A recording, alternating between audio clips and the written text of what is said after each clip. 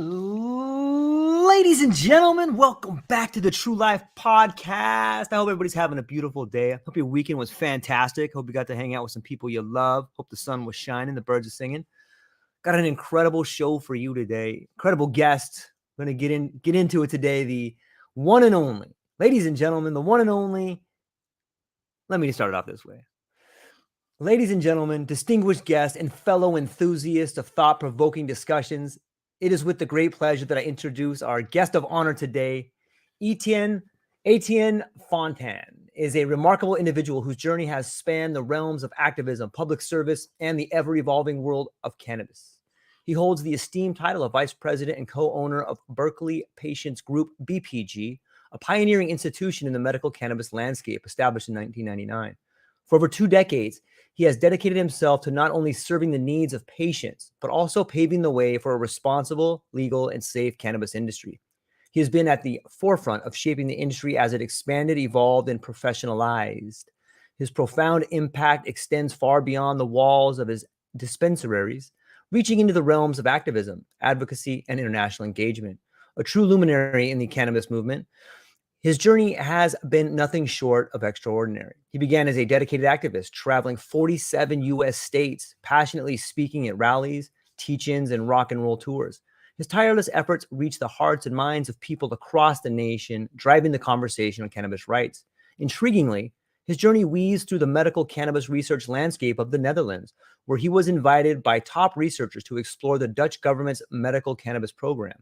There, he delved into the intricacies of laboratory tests on medical cannabis and the supply logistics of the Dutch regulatory system. His commitment to cannabis extends to veterans as he passionately lobbies for their right to access cannabis and natural medicines. His background as an Army combat veteran of Desert Storm, coupled with his service in the West Virginia Army National Guard, provides a unique perspective on the therapeutic potential of cannabis for veterans. Moreover, his influence reaches the corridors of policy and industry leadership. He has served on the National Cannabis Industry Association, Board of Directors, and co-founded the Veterans Action Council, leaving an indelible mark on the cannabis movement and its social and economic impact. At the heart of Berkeley Patients Group's mission is the belief in holistic wellness, community development, and giving back.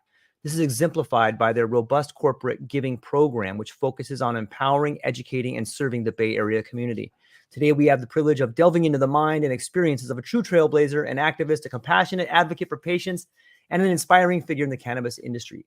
Please join me in welcoming him. How are you today, my friend? I am good, George. It's a beautiful morning here in sunny California. So thank you for the invite. It's wonderful to join you and humbling to be here. Well, thank you very much. I was reading through the bio and just doing some research on all the things that you've accomplished, and I guess I can just jump into some questions. I think the bio was pretty good, and you're a fascinating individual, and I just kind of want to jump into this right here and ask you, throughout your journey, like you've had a really incredible journey on so many different fronts. Throughout that journey in the cannabis industry and activism, what are some of the most significant insights you've gained regarding the relationship between personal freedom and the responsible cannabis use? Early on, often I saw that cannabis crosses every socioeconomic barrier. How many things can do that besides oxygen, food, utilities? You know what I'm saying? So it was rather fascinating because I came from I grew up in very rural Louisiana. So ignorant is a light form of where I grew up, in the sense of there was no access to cannabis. There was no discussion of it. I remember when I was young, some neighbors up the street asked me, do I know what pot is? And I was like, yeah, my mom cooks with that stuff. And they kind of laughed and like, no, man. Do you know what a joint is? I'm like, yeah, the thing in between my elbow and my arm. Right. So they immediately realized, get away from this kid. He's a square. So I had no idea, but it later on, I realized it was there. It was around. It's just, I didn't have an understanding of it, nor did I really have a need for it. I grew up in very much alcohol saturated Louisiana, where when I grew up, it was still legal at 18. I was literally the last of the grandfathered 18-year-olds to still go in and purchase at 18, go to a bar and drink, etc. And I left Louisiana due to different, their own troubling circumstances, and touched base in West Virginia. And that's how I ended up going to the West Virginia National Guard. My father, who was the first blind lawyer in Louisiana, Wow. was working for an organization called the Job Accommodation Network in West Virginia at WVU, West Virginia University. And it was basically putting handicapped people prior to the internet in touch with technology, such as you were blind and you needed a Braille fax machine. Well, where the hell did you go back then? It wasn't in your yellow pages. So Job Accommodation Network was a government clearinghouse specifically for that. So people could call no matter what disability you had, and you could get in touch with the technology you needed and the access points, etc. So when I got to West Virginia University, I couldn't afford to go to school. I was poor, so I joined the West Virginia Army National Guard to get an education, and did that. Got the GI Bill, and one fortuitous day, I think it was October of '89, a very bombastic gentleman by the name of Jack Herrera happened to come to West Virginia University, and he had a little, back then it was more of a compilation of pamphlets. That was a book called The Emperor Wears No Clothes. And I purchased that, and it blew my mind. I had a girlfriend break up with me in West Virginia because all I would do is go to parties and talk about this marijuana stuff. And I'd just take this book with me and show them logic and information. And I did my English 101 paper on it out of curiosity. And then, of course, I got gigged because I could only find 2 periodicals at the time, High Times Magazine and The Emperor Wears No Clothes. And you had to have like 5 periodicals for a successful paper. And I challenged the professors, like, you go down to the university library and you try to find a book on drugs, much less cannabis, that's actually available to you. All of them have been checked out since 1969. So there was nothing there. And so he agreed with me.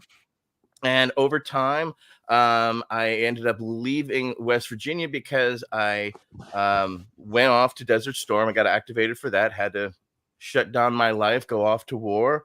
And while I was at war, I sustained injuries and was exposed to nuclear, biological, and chemical weapons.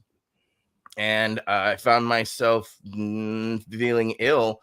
And I started to, when I came back, started to waste away. I had a wasting syndrome that they couldn't figure out what it was. It wasn't AIDS. It wasn't anything that they could figure out. It just turns out that it was, exposure. And when I would try to go to the VA and talk to them about I would use medical cannabis to start to gain an appetite, which it did. It stimulated my appetite. I ate. I started to get healthy. And then when I started to talk to the VA about my cannabis use, I was labeled a known drug user. Wow. Security was called, and I was physically removed from 4 different VA facilities just for mentioning cannabis. This is 1991, 92, 93. So it was very much pre-215, and nobody really understood cannabis. They thought I was just trying to get high, and that's all I was doing. But I realized something symbiotic was happening between the plant and I that was quite significant. And I realized I was frustrated by making criminals out of my friends to get the medicine I needed. It just seemed stupid. And so I realized that, well, I'm my own caretaker and I'm going to have to take that risk. And, I got ripped off, robbed, all the things that happen when you have to go to the back alleys, the bathrooms to do deals to try to find, cannabis, much less, what kind of cannabis it is, much less a choice of cannabi, right? So it's usually whatever they got, you like it or lump it. And if you don't like it, it doesn't work for you, too fucking bad. There's no refund policy. There was none of that. So I moved to California to be in a band. I was a musician. And I was fortunate at West Virginia. There was a lot of talented musicians, and A friend of mine had moved out here prior, and another friend was like, come on, let's go. We'll form a kind of a little super group in California and see where it takes us. That journey fell off real quick because the gentleman who moved out here to California ended up with a heroin addiction. And I came home one day and all my shit was took, and except for one lamp, and I just picked up a brand new High Times, and I sat there in a corner just kind of crying, flipping through this High Times, licking my wounds. And I realized that I went to this store, and the guy literally just cut it right off the string and handed me the next month's issue, right? And as I was reading this High Times, I realized all the dates in the articles were 4 to 6 months behind.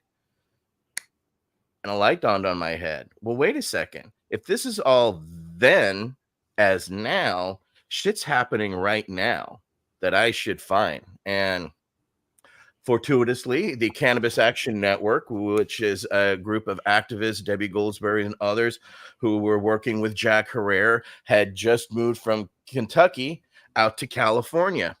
And they had their first meeting. I was fortuitous to make it there. And when I was there, a gentleman by the name of Dr. Todd McArea got up and spoke. And if you're unfamiliar with Dr. Todd McArea, he is a genius, was a genius, wrote the medical marijuana papers, which was a compendium of government research from the 1800s to the 1960s regarding research of cannabis. And at that meeting, I was like, I need to know you. And he was like, well, I don't have any Desert Storm veterans. I should know you. And so he became my doctor. And he was the first one to write me a cannabis recommendation. So when I was with the Cannabis Action Network, they brought me on. I was a volunteer, and I went out initially on a 13-state tour with LV Musica. Now, if you don't know who LV Musica is one of a handful of people who sued the federal government and won the right for them to deliver her 300 joints in a tin once a month by the DEA. Right? So traveling around with this woman who was, again, she went blind and her one eye was saved. She had literally 12 operations in one eye that failed, right? But they saved her one eye, and she used cannabis, and it reduced the interocular pressure in her eye. So it was recommended by the Baskin Palmer Eye Institute. So these were no small names, and these were no small realities that I realized that what I had been feeling and symbiotically, and others that stated to me that they're feeling, there was some real truth to this medical cannabis. It wasn't just us getting high, as everybody was suggesting. And we kind of pooled resources and challenges together, because if we didn't, again, this is all pre-internet, people, we didn't have access to knowledge of these types, much less individuals who had been through such experiences. Sued the government for 12 years to win that right.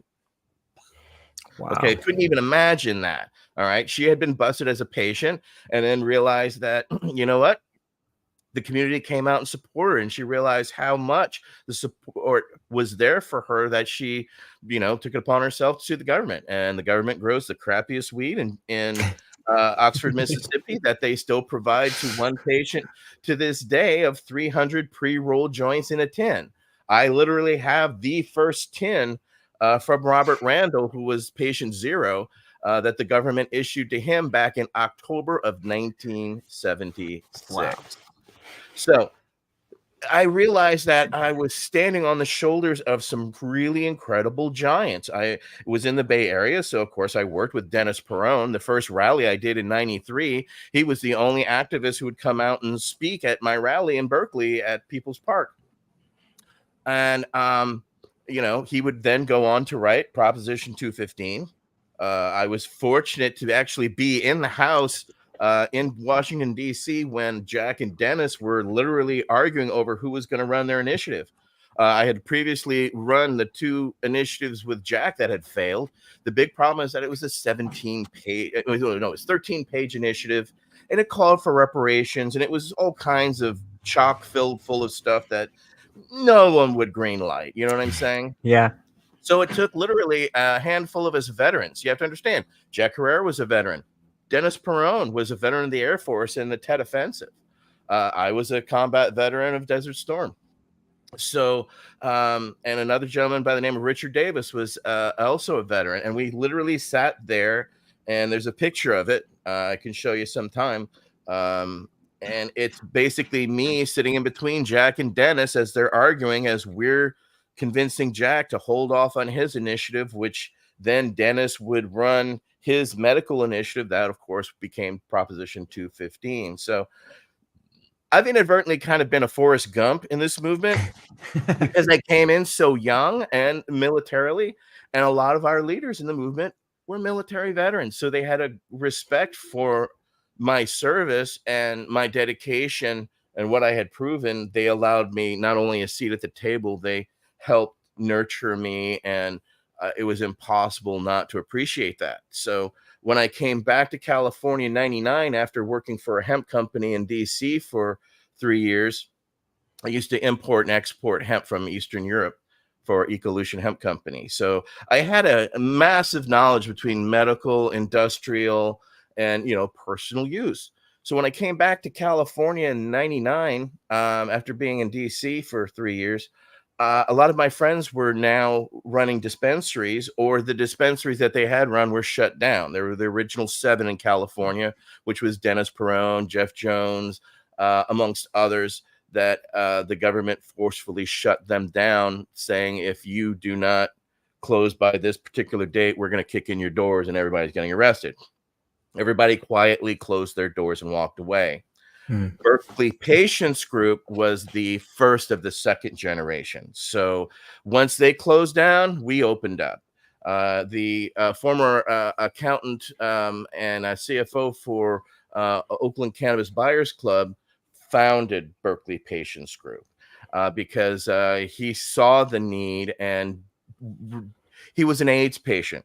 So he knew he had a death sentence already. So he already, as far as he was concerned, so he was unafraid, and he was very brave in opening Berkeley Patients Group with Debbie Goldsberry and Don Duncan.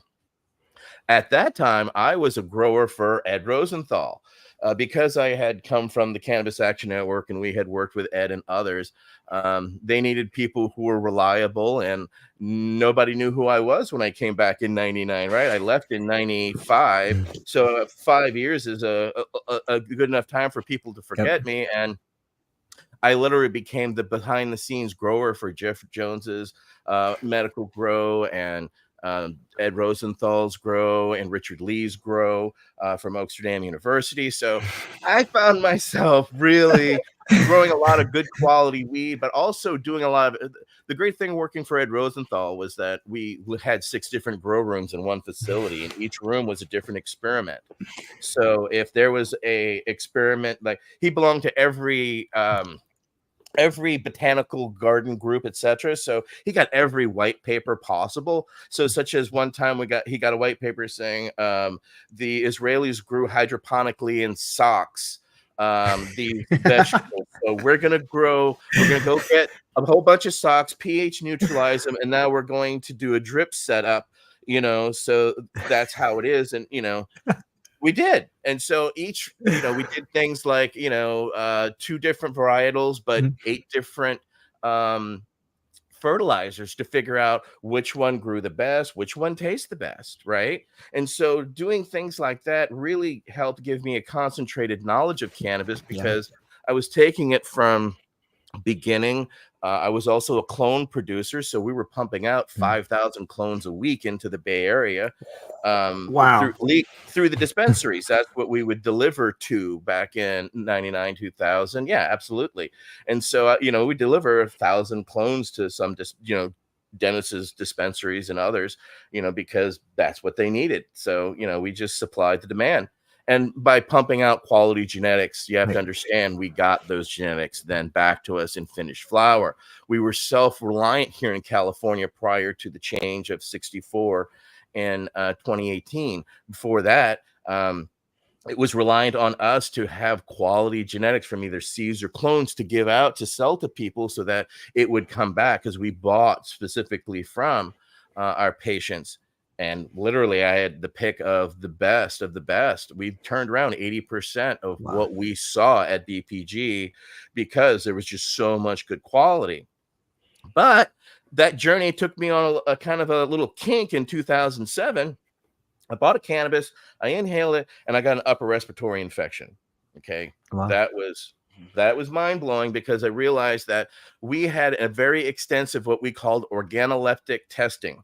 When in a sense, what we looked under a microscope, we looked at the size of the trichrome heads, whether they were milky, etc. So we had a real scientific methodology to how we followed to have our high quality cannabis at Berkeley Patients Group. But that upper respiratory infection taught me that something slipped through, and if it could get to me, it could kill my cancer patients or AIDS patients. So that's when I started to reach out to places like the University of Mississippi to find out, hey, can we get your testing solutions? We want to actually start testing cannabis, and we don't know how to start. We don't know where the beginning point is. And they ever so politely said,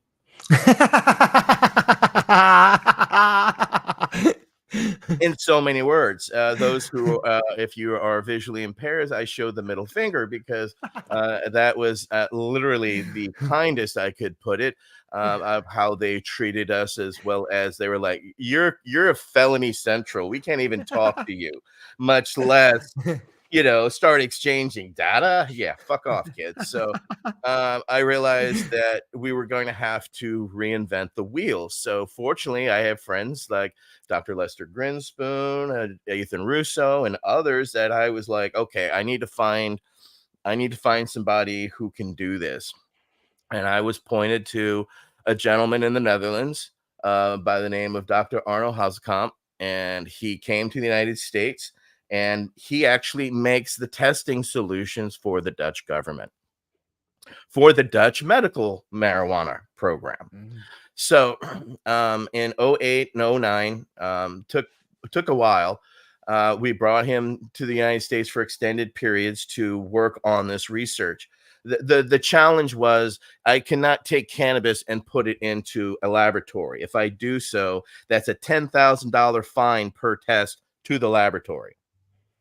Now, when you realize that gas chromatographs cost $100,000 and UVH PLCs upwards of $500,000 a piece, and most of them are all on loans, labs get very nervous when they actually have to deal with illegal substances. So what we were taught through Dr. Hazekamp was to create testing solutions. So we tried different every type of what we thought was a a stripper of the plant, and it turned out 100% alcohol was the trick.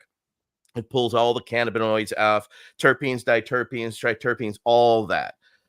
So we had a method where we would grind it, put it into alcohol, shake it for a certain amount of time, use a pipette, pull it out, and then putting it into a vial, extracting it into there, and now it's a legal testing solution that can go into a laboratory.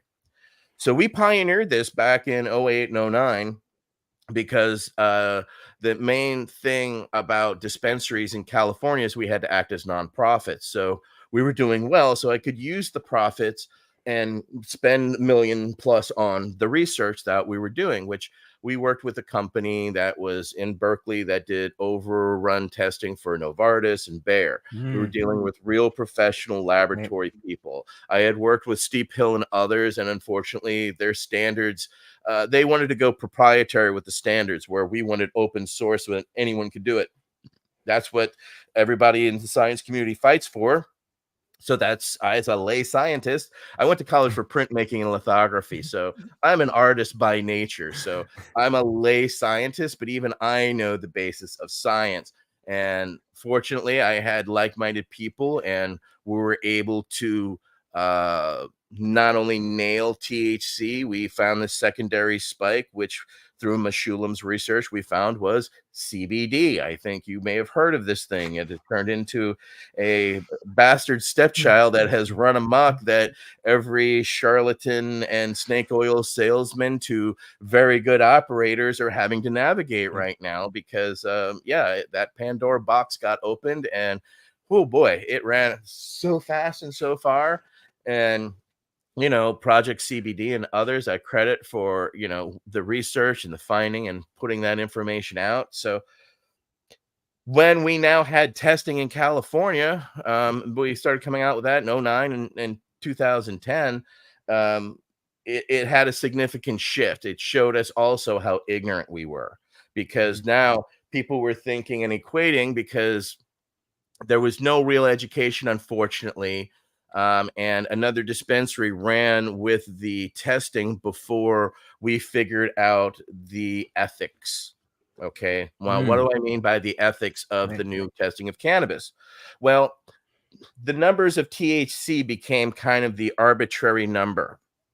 Now, a high THC number became something that people desired, I think, due to the causality of alcohol prohibition, and thinking, oh, the more bang for my buck, the higher the proof, the more fucked up I'm going to get, etc., etc. And what we saw was a great shakeout in California cannabis, because what was great cannabis, because of all the other effects, were now kicked out by other dispensaries, because now you had to meet this threshold. If you didn't meet this 20 something percent or minimum 30% THC limit, then bye. We don't want you. Go away. So, which was fortuitous for me, because all that great cannabis of all those other instances, the terpenes, diterpenes, and all the chemovars that we would now come to understand over time and with further testing, we realized that there was, well, I knew early on, because I had actually tried Marinol back,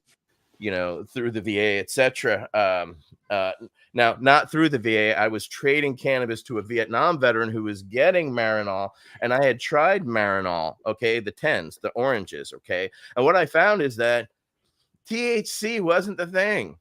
It wasn't working for me just as THC. We realized that there was a whole symbiotic relationship that was happening between the terpenes and the ignition and the THCA turning to THC. And why does that matter? Well, THCA, now my hand is the electron. There's an electron in THCA, CBDA that's constantly active. Okay. And that's why your body can't necessarily uptake it or absorb it. And all it needs is a carbon to bind to. Just needs a carbon, and then it'll stop. And then it turns from THCA to THC. And now your body can uptake it. And now your body can have it. And not only that, it can be uptaken in, 5 different organs, 7 different areas of the brain, what science would teach us. But it would take, again, more science and other states becoming legal, other states making testing mandatory. Now we've got states making terpene profiles mandatory. I was just in Pennsylvania not too long ago, and they actually list all their terpenes, whereas in California, they're voluntarily doing that nowadays. I'm also a judge for the Emerald Cup, one of the more prestigious competitions, and I judge the cartridge competition. So I have, for the last 7 years or almost 8 years, been doing that, and they're a competition now that tests, and if it fails, you can't be in the competition. So it shows how we have fostered through the decade plus. It's been 15 years since testing in the United States, people. That's how recent this is.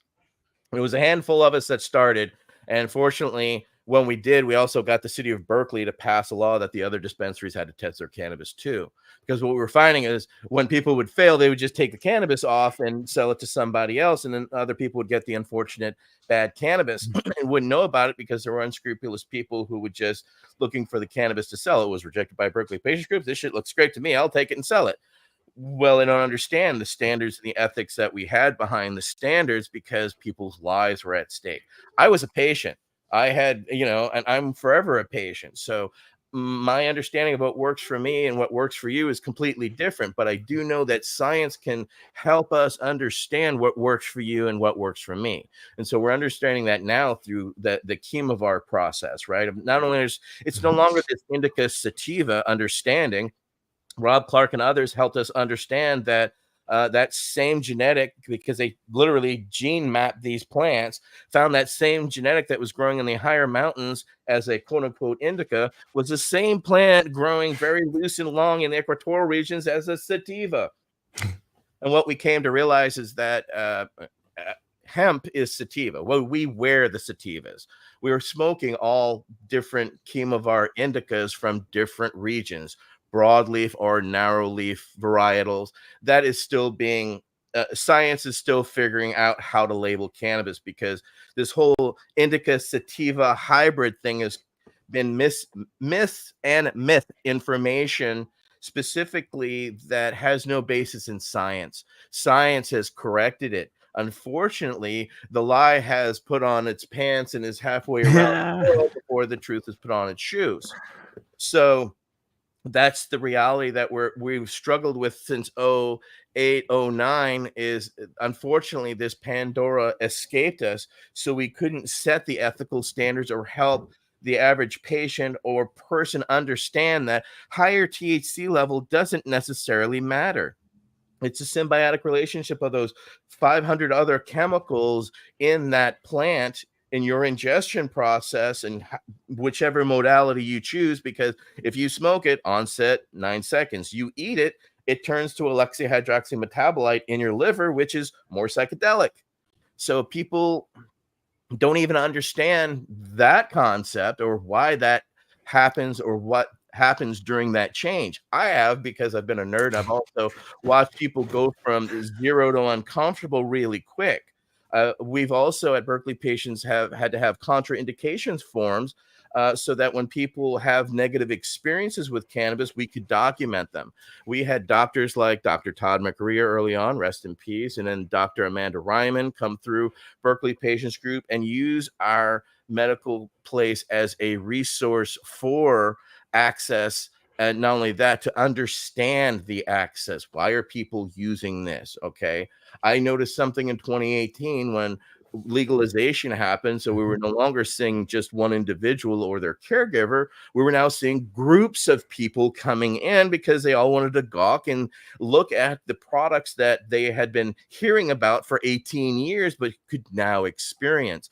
So we were having mothers and fathers and son and daughters bringing their parents and grandparents in, and it turns into a whole show and tell because people want to see and know what's happening. So it took a lot of education and time for people to come around to also see what products were available, because prior to Prop 64, all the products were made by patients for patients. Dietary restrictions be damned, etc. People created them because it didn't exist for them, so they were the mom and pop who created it, and then we bought it and we sold it. Unfortunately, when legalization or commercialization or overtaxation and overregulation happened, not really legalization, we saw quality drop. We saw 80% of the medical providers could not make that leap, either financially or getting things together. It just couldn't happen. And it's been a journey watching things start, from the kind of the Wild West, which really worked for California, to where they reined it in and changed cannabis to a point where it's overtaxed, overregulated, and the quality of cannabis isn't what it used to be because the people in charge don't understand what quality cannabis is. They didn't grow it. They didn't use it. They don't use it except maybe buy an occasional pre-rolled joint, which is usually not that great a quality to begin with. And that works for them. Whereas quality cannabis people, such as here in California, they grew up on quality cannabis before you and I were born, right? Yep. So they know good quality cannabis. The big problem is that we have here in California is we're taking cannabis, growing it over commercialized, homogeneously, cutting it, processing. And what's happening is oxygen, light, and heat are happening along the way. Big problem is you've got a package, with cannabis in it, right? Right. And a little bud goes in it. The problem is the rest of that is oxygen. Okay, well, what happens? Well, oxygen eats crystals, right? What happens if you take a quarter pound of cannabis and you throw it into a closet and you come back a month or two later? It no longer smells as sexy, or it's something happened to it. It changed color. Well, it's anaerobic decomposition. If you look Mhm. under the crystals, they've turned red because they've oxidized because oxygen's eating it. Okay. So we've got oxygen eating the cannabis in this jar, and this jar can sit around a distributor for 3, 6, 9 months to 12 months. Okay. And what's happening is every 3 months, if you tested it, that cannabis has changed Mhm. and the quality has gotten less. And it is no longer the chemical snapshot of when it was cut off the vine. It's almost a different product. So California is not refrigerating it, keeping it like an herb, right? Keeping it stable in a nice, humid environment. They could go to something like what in other states are doing, such as using nitrogen and argon, 80% nitrogen, 20% argon in a container, neutralizes all the oxygen. So there's no further degradation. Okay. That's huge. That's why if you've ever seen those tuna cans of cannabis, they have NO2 in them, and that's why the cannabis is still solid quality. Whereas compared to in a jar, that oxygen that's trapped is literally eating that cannabis to death. And what's happening is you're getting people who expect that fresh cannabis off the vine are getting stale product consistently here in California. And that's a problem because their expectation has caused them to stare, and the overtaxation has caused them to go back to their local dealer because they're getting what they expect in a fresh representation. So here in California, the Department of Cannabis Control can't even understand that. Okay, I do as a provider Yep. because all of our concentrates are kept in refrigerators, right? We so that including myself, I literally have a refrigerator here in my room where I keep my concentrates and flowers all the time because I don't want them to degrade. So that's why I keep same with my seeds. I keep them in a cool, dark, dry area because you want to hide it from oxygen, you want to hide it from the light, and you want to hide it from heat. Okay, so those are all the things that will degrade the cannabis and leave you with barely a stem, no longer the capsated, bract that you Okay. want to see at the top of, the cannabis plant.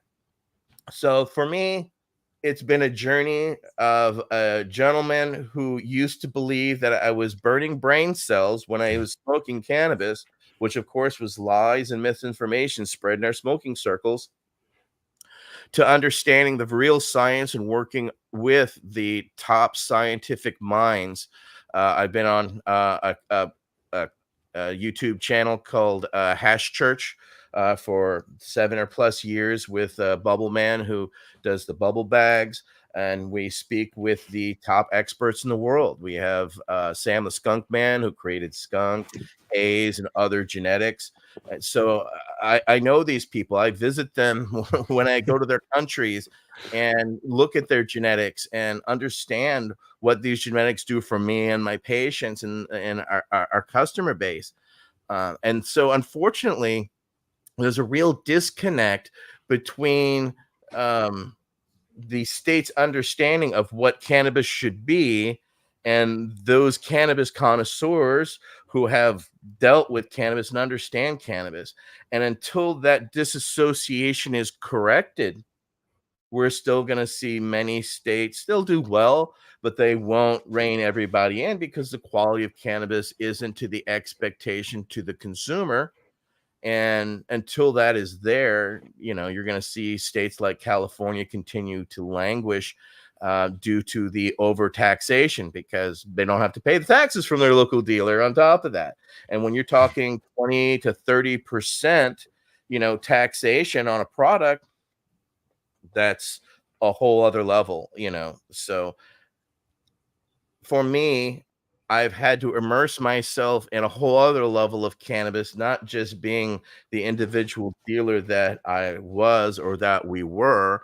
It became a responsibility that we understood that there is a medical need, there is a medical necessity, and going forward, there needs to always be access and access points for high quality, fresh, very terpene rich cannabis, because that is something that very many people respond to. Not everybody can handle cannabis. Some people are allergic to it. You've got people who it makes them nauseous. You know, this is just the hypermeiosis, syndrome, which is new. We're seeing a Mhm. large swath of population use cannabis. On top of that, we're seeing also an unprecedented, illegal cannabis, and the use of pesticides and herbicides is Yeah. still there. Fortunately, here in California, we test for all that. So when I purchase from my dispensary, I know I'm getting clean cannabis.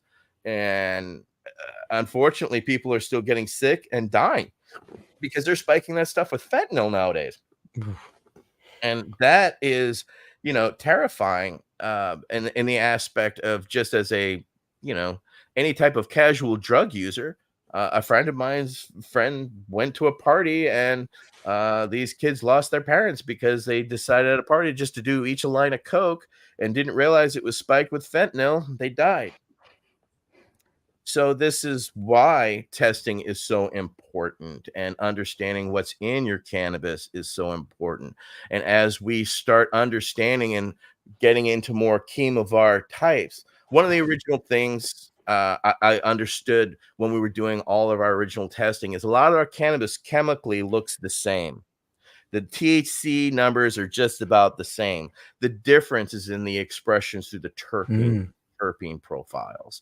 That, in combinations with the THCs and the other CBGs, etc., that are present, have an effect. And of course, since then, during this entire parallel time in the 90s, they discovered the endocannabinoid system that every mammal has, which means that there's a reason we uptake cannabis, and there's a reason there's no LD50 for cannabis, and why it won't kill us, right? Because there's no bindings along the spinal cord. Okay, so for that is huge, why people can, smoke cannabis and just get tired and go to sleep, get uncomfortable, however the situation is. As the terminology, calls you 1,500 pounds in 15 minutes to die from cannabis. And most likely you couldn't inhale that. It would have to fall on you, right? Is the joke you used to tell people. But that's what these statistics would be, around 1,500 pounds to inhale that in 15 minutes, which is illogical. And you would die from literally oxygen deprivation, right? So we also saw researchers from the other side start to come over to our sides, such as Tashkin, when he was doing all the research on lungs, and the government wanted everything negative on cannabis, and he couldn't come up with anything. He came to our side because he's like, it's cleaning up the lungs. You're a tobacco user, it's better for you. It's actually sometimes better than non-smokers, So that type of scientific understanding, and seeing why and how they were hidden and why their research was buried, and by being around these researchers and these other experts, I've come to these understandings and realizations. And now, due to the public understanding now, because there's more there, you now have colleges that are teaching cannabis. You're now getting accreditation for doctors and nurses. I used to teach at Oaksterdam University, acquisitions, how to actually bring your cannabis to my dispensary, right? Check your turn signals, make sure it in the trunk, your lights are all working, simple things, but make all the difference in the world. It's so it's a journey for every patient. And if you haven't grown, you wouldn't have an expectation of what you should be getting. And that's why one of the great things that we teach and we work with, patients is, growing is such growth therapy and growing cannabis while you're going through an illness or something traumatic is very helpful because of the therapy of taking something, sustaining its life, and bringing it to the expectation of what you're hoping for. Hopefully, right? Farming is not easy, right? There's no songs about farming, right? There's only laments. Right? So, our whole society has gotten away from its agrarian, realities. Because 70 years ago, we used to grow 10% of what we use in a day's time. Right now, we're pretty much just extensively, consumers, and so we are understanding to what the product expectation is, right? So if we don't know that, what a fresh tomato is or tastes like, then that canned tin tasting tomato is just fine for us, right? But if we have tasted a raw tomato that you've grown off the vine, right? The flavor, everything about it, just and how you grow it. If you're growing it in regenerative, healthy soil, it's a totally different experience. It's the same with cannabis. Commercially grown cannabis can be grown very well. I've done it, but there is nothing compared to outdoor sun grown, well tilled, healthy soil. They've shown through testing that there are showing terpenes and terpene profiles they thought were extinct or don't exist through outdoor cannabis because of the expressions, right? That ball a million miles away, right? For some reason can keep the nodal structure very tight on a plant outdoors. You grow indoors and you stretch that light too long, next thing you know, you've got a foot, nodal structure between your buds. So, there's mysteries to growing and growing in greenhouse, and that still have application to this day, and also show us what the proper expressions of what cannabis can be. So, if you have the availability, you get hold of genetics, grow them. And one of the main things we're working on as we're working on these laws as they change is making sure people have access to home grow, right? Because the same way, once you've grown cannabis, you have an expectation of what you want as opposed to what you will accept. And people are either going to become that can of Coca-Cola or they're going to create their own colas, right? Which, growing outdoors and doing it is very possible and doable depending on where you are in the United States. Some have narrower windows to grow in if you're in the more northern regions. However, you can still do it by, vegging it inside and then taking it outside, and then having, nature do its thing.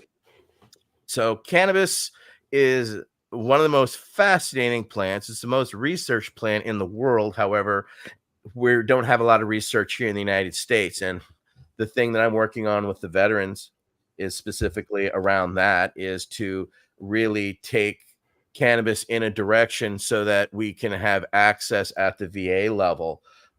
Because the VA, of course, is more than happy to give us all the pills. Right. You should see the amount of pills my brothers and sisters get. It's astronomical. And the majority of these have never been tested together. They have contraindications that they now have to take another pill for because of that one, because it causes, lockup. So now they need a stool softener. It's the insanity of the pill treadmill that they put us on in the VA is terrifying, because all for PTSD they offer us 2 medications. Both those medications have suicidal ideation. Cannabis not so much.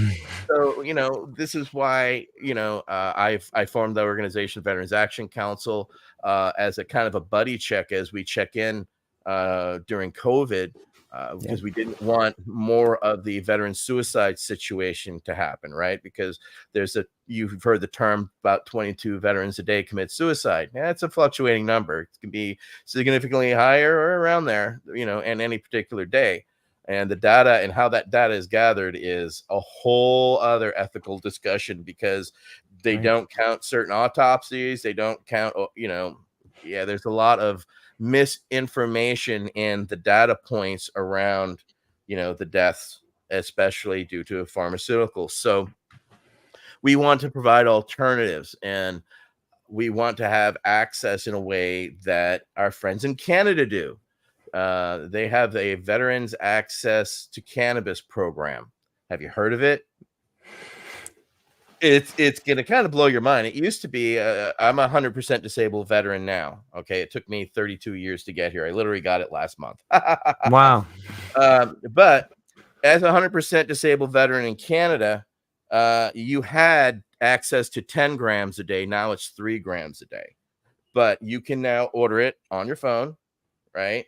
And you can order it. The National Pharmacy has an app, so you can actually order on the Wow. app.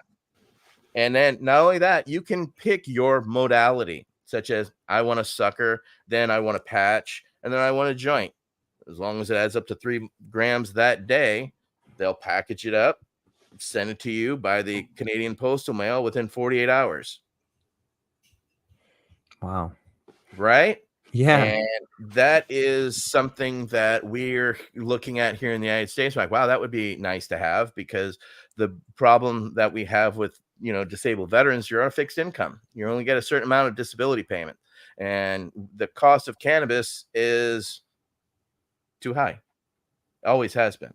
So that's one reason why we have charitable giving. We give away free cannabis to approximately 250 patients each week, and have since the inception of Berkeley Patients Group, because the cost of cannabis is too high. Even at the access points that we have created SB 34 here in California, which is a charitable giving, and something we're trying to instill in other states, where companies and distributors and manufacturers can donate cannabis to veterans organizations, or organizations like myself, to donate to veterans that they then distribute free to each other.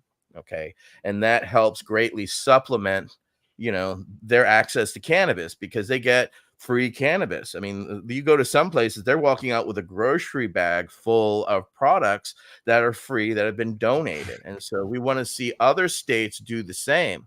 I do travel to Hawaii, and I'm very fortunate in Hawaii that Yeah. they have reciprocation. So I can literally send a copy of my medical card and my ID, and for $40, I get a 3-month recommendation in Hawaii, so I can go to the dispensaries there when I go, and I can get my cannabis. So I don't have to travel with my cannabis or deal with the stress of traveling with my cannabis. But not every state does that, right? So these are also areas, as we're seeing the change happen, we're realizing the depths of the levels that we have to look at to constantly take care of those that are being left behind, right? That those patients that can't afford. Hi, I just found out I have stage 4, cancer just this week. What do I do? That happens all the time to us, and has for the Mm. past, 24 years. We turned 24 this month. Okay. Congratulations. So, thank you.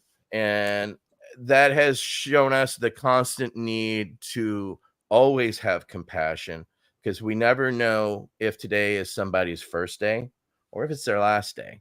And I always find out if it was their last day from, unfortunately, a relative, that comes and says, thanks. We appreciate what you did and what you do, and those are the, yeah, that touches your soul, and that's, that keeps us driving forward to do and be the ethical integrity standards in the industry, because of, unfortunately, there's a lot of bad actors, but fortunately, due to the laws can make good actors via solid laws, and by having proper testing and, proper distribution and access points, it can be very successful, depending on, state, region, etc. So there's successes as well as there's failures, and we teach people to look at California as an example. There's successes here, but look to our failures. Look to Washington State, that had its failures in the sense of it dismantled its medical program. That inside us in California to really solidify medical cannabis, and other states to do so as well. So we have to also continue to be good stewards in anticipation as the changes continue to happen. We need to still be there and be the critics to help people understand why things are working and what isn't working and why. Because no system is perfect yet. Right. I know that was your first question. That's beautiful, man. There was so much there. It's beautiful, and that's why I wanted to have you on. I think you're a wealth of knowledge, and you've seen it, and you've seen the maturation of not only the growing process, but the way in which we look at the medicine. Like it's fascinating to see it grow up. When I was a young kid, everything was by name. Oh, we're getting White Widow, man, or we're getting some Maui Wowie, and that's how you knew it. Like it doesn't really say anything about it. And then as you grow older, you start to have a more mature relationship, and you can see the terp profile and stuff like that. And maybe if we can see that past relevant behavior is the best predictor of future behavior, what do you see on the horizon as far as some of the challenges and maybe some of the good things that could be coming up? I see it just like any other, vice. I grew up again in a very rural area, and we could go to the local 7-Eleven or Little General and pick up a pint, a shot, a little glass, a pint, or a fifth of any liquor, including Everclear, 190 proof, right behind the counter, anytime. You can buy your cigarettes there, same thing. Well, eventually you're going to have your cannabis there as well, right? The bodegas in New York are already fighting for it. Eventually you're going to get your Costco ounces, right? You're going to have your Costco lows, mids, and highs. Or eventually it's going to get there. It's going to be a while. Don't get me wrong. But eventually, yeah, I mean, the majority of people there's a shift that happens. People are shifting away from alcohol in some resolves and finding, cannabis works for them better. So, because again, you don't get the hangovers, the health issues, and yeah, aging issues. Yeah.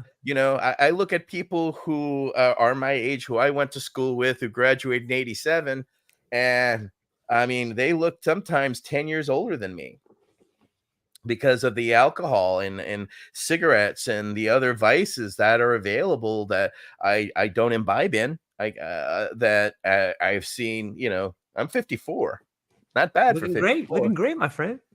So credit cannabis and, having a good life and a good wife and all that. So, it's also a constant looking at and analyzing, staying on top of things, joining things like the International Science of Cannabinoid Medicines and various education access points so that you understand where the horizon is and what's coming over the horizon.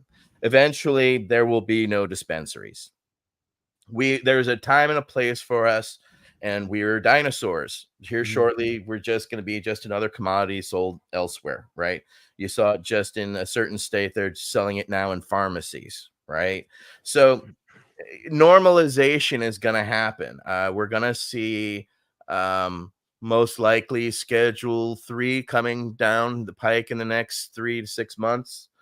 Which is going to open up banking, which is going to see a significant change across the board in cannabis outright. We're seeing a nano emulsions, so you can actually buy drinks now where there's no longer, the oil settles up at the top, right? It is now I'm selling Pabst seltzers in my dispensary. So they figured out, they've got their scientists playing with this stuff now, that they can now make it so that it is now no longer saturated up here. It is now throughout the entire drink. And that takes science. Those are things we couldn't do because back then we were only doing butter, right? To extract or coconut oil, right? We had no idea of butane or CO2 extraction. Now CO2 extraction now gives you a flavorless. You no longer have the taste of that cannabis taste when I can't stand it. That's all gone. So science and technology is going to take it further, and you're going to have you know specific terpene profile edibles and drinks that aren't available now, that in time, as more of these companies and these 3Ms are working with cannabis, are going to find new ingestion methods that are better and easier. People like drinks. That's an easy access point for them. It's normal for them. Why? Alcohol. They're used to just drinking something, and having a drink cause them to have a euphoric experience. So you're seeing that currently being a large factor. But I think you'll see transdermal patches. You'll see other modalities. You'll see cannabis with the effect without the high. I see that for sure, because people like, that's why they like CBD. They get the calmness and the effect, but without the high, the uncomfortable high. They're not used to the high. You're going to see more type 3 cannabises, right? Now, for those who don't know, type 1 cannabis is the high THC. Type 2 is more of the hemp varietals, the cross between the two. And the third is going to be the low THC, higher CBD. So you're going to see that, because people realize these terpenes and terpene profiles help you relax, help you chill, and they don't have the toxicity on your liver that the alcohol does. And I think you're going to see a huge shift there, in the sense of easier understanding, because as we know, we grew up with smoking being normal, Right. as in tobacco smoking, right? My parents smoked, your parents smoked, we rode in cars, everybody smoked. We even grew up sneaking cigarettes and stuff like that. Well, there's been a whole shift in the mentality where tobacco is no longer as acceptable as it used to be. And cannabis is going to help kind of do that for alcohol in that sense, is the access of these easier access points for people, such as when I wanted to get my mom to try cannabis, a cannabis tea, which was a 20% CBD to 1 THC, was such an easy access point, because it was tea. It was something it was just hot water, brown liquid. Oh, that was easy for her to understand. That was, oh, the epiphany came on. Oh, it wasn't me sitting around at 70 years old smoking a joint, right? Because a lot of the older patients don't want to smoke. What we found is vaporization. We found onset. What I found in 2018, we would have lines around literally around the block. So I would literally take off my work badge, and I would go to the back of the line and just kind of hang out, and literally use a timer to see how long it took me to get to the front of the line again, right? But I would find myself engaging and talking with patients, and I find myself talking to a lot of older women who were post-retirement, having trouble sleeping, and they were looking for CBD THC blends, usually in a vapor pen, etc. I started asking them, well, why are you trying this now? Well, I'm having difficulty sleeping. I'm no longer being pissed at this, since I no longer have a job, so I don't have to worry about that anymore. So I hear this works for people, so I want to try it and see if it works for me. And so what we have seen is, we've seen an actual demographic shift. Our individuals went from around 35 to 40 to around 55, because older patients no longer had the fear of losing a job or their Right. income, right? They have the time. They have time. They've got oodles of time.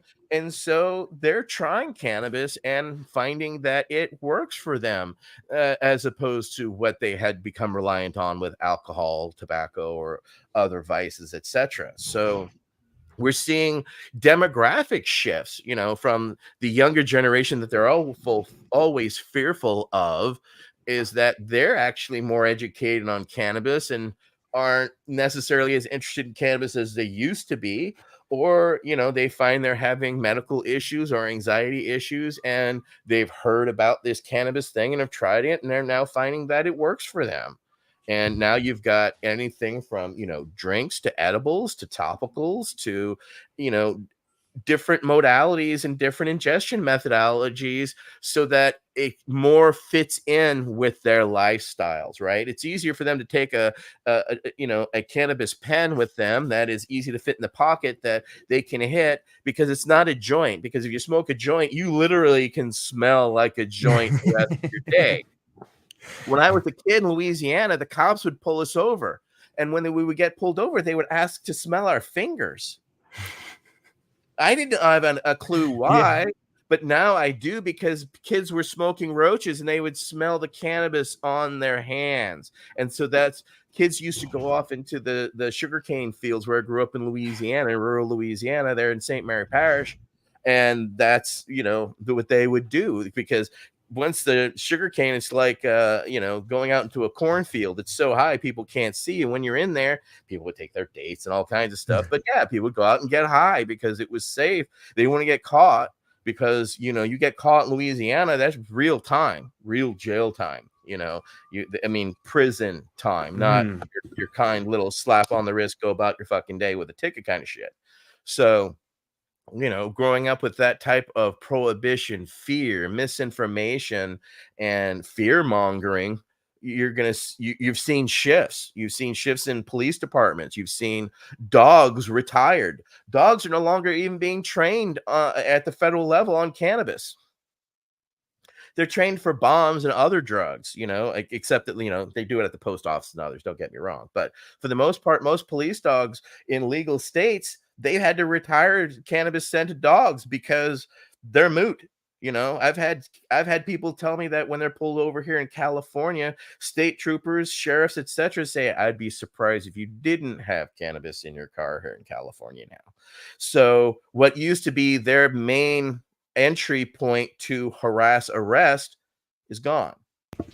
And so they have to rely on, real things, as opposed to, the low hanging fruit cannabis people used to be. They're now held to a higher standard, and also know the higher standards, and are aware of cannabis and are very helpful regarding it. I was fortunate to open up a series of dispensaries in Nevada. And Incline Village, Nevada is a very exclusive, very hoity-toity area, and literally had 2 organizations created and formed against us coming in and doing our dispensary. So we created a Operation Charm and Disarm, where we basically hosted the haters, had them come in. We had numerous show and tells, where we basically had people come in and, here, take a look at the dispensary. It's not some scary basement we're bringing you in to sling drugs. And so the first meeting, we actually had the sheriff for the county. Okay. Now, you know how empowering that is as a cannabis dealer, to have your local sheriff show up and say to a room full of people, hi, your state passed this law. These people won the lottery for your area. So you can hate it all you want, but you already approved this. These are the good actors. I'm here to tell you, these are the good actors. So, trust me, you know how bizarre that was for me to Sounds sit there and crazy. experience after cops sniffing my finger as a kid. Now I've got literally the lead sheriff up here selling, this is your pot dealer. Deal with him, okay? You're gonna like him, and you're gonna deal with it. And turns out both organizations disintegrated, and one of the heads of those organizations was the first person to purchase at our dispensary. So by engaging your community, by challenging yourself to educate them, you can change them, because all it is fear. They're afraid. They don't understand. And if you can bring them in and show them, this is what this is what this looks like, and they see a very well lit, coppered patinas and very professional looking areas, very wonderful local wood and all this stuff. So it changes their mind. They realize, oh wow, this isn't some crazy drug deal or something that happened to me back in the day, which, everybody has their perceptions, fears. Most of it has been projected on television, right? Right. So, the fear mongering has been there since we were knee high to a grasshopper. So we're also seeing education on television. We're seeing television shows about medical cannabis. We saw some, decade ago, where they were, the main character gets something and has to get cannabis to somebody because they're ill. And you saw a shift in the dynamics, and the fear mongering, which was now the main vessel, were now showing compassion and helping people understand the compassion that we were dealing with. Right, we were risking our freedoms back in the day. We used to originally go through, for the first decade, we had raid drills every day in anticipation that we were going to get our doors kicked in and, handcuffed and, etc. So we had signs stashed, we had phone circles so that everybody could call. And if anything happened, literally hundreds of people in signs would show up within moments, which, completely disarmed the police. They didn't like these types of negative responses. Why are you talking about us negatively in the media? Oh, because you're assholes, and this is why. And, they came to realize, oh shit, we are being assholes. I mean, we're enforcing the laws, but, we're being assholes about it, So we saw shifts in, my police can talk to me. I can talk to my police. And not only that, in Berkeley, we found out after the fact that the police chief changed and made a whole series of cannabis rulings because his mother had died of died of cancer, and she had used cannabis, and he saw the respect that needed to walk along with it. So he put out those directives to his police department. Jeff Jones, early on with the Oakland Cannabis Buyers Club, would go down to the Oakland Police Academy with his lawyer and a mature plant and a little plant in boxes, and then literally go in front and educate the police there at the academy. If you walk into somebody's house and you see this, this, and this, and you see this note on the wall, you walk away, because that is illegal medical cannabis. This is what it should look like, and the note should look like this. And over time, guess what? Cops would go in, find cannabis, find all the right things. They'd find the notes on the wall and the plants and how they should look, and they would walk away. A gentleman told me, he's like, yeah, they came and busted my girlfriend for prostitution at my house and left all my plants. Whereas in the past, he would have actually been arrested with the plants, and she would have gone off for a prostitution, and he would have been arrested for the cannabis. But again, because of the shift and us actively engaging the police, right, going into their police academy with literally plants to educate them, so that over time, over the years, those hateful cops around cannabis were now soft, educated, now engaging the patient to ask the patient, okay, are you a patient? Okay, it says you're a patient here. Okay, all right, I'm not trying to stress you out. I understand your situation. We're here to deal with this other situation, right? So what became the low-hanging fruit now became a shift in dynamics by our active participation. So eternal vigilance is the price of liberty, right? So Yes. just because the law has changed doesn't mean you like how the law has changed. California changed in 2018, but didn't allow for charitable giving. So we had to find places to buy stuff for a penny, or buy the cannabis to continue to give to our people, until we passed SB 34 here in California. Right. And then we had that charitable giving. Well, that sunsets next year. Okay. So what we're organizing currently in California so that we can make SB 34 permanent. And we will. I mean, we're going to lobby that when it's going to happen. So, but this is what we do, right? We are active participants, such as the Veterans Action Council and Berkeley Patients Group. We've been very active in changing laws and changing history. Give you a quick, it's not so quick. Yeah, please. Berkeley Patients Group wanted our business permit, right? That goes on the wall, right? Originally, when we went in California, in Berkeley, we could only get a miscellaneous use seller's permit, right? And they're like, well, you have to tell us what your miscellaneous use is. We're selling cannabis, miscellaneous enough for us. And so they gave us our initial permit, right? Well, in 2002, 2003, we wanted an actual cannabis permit.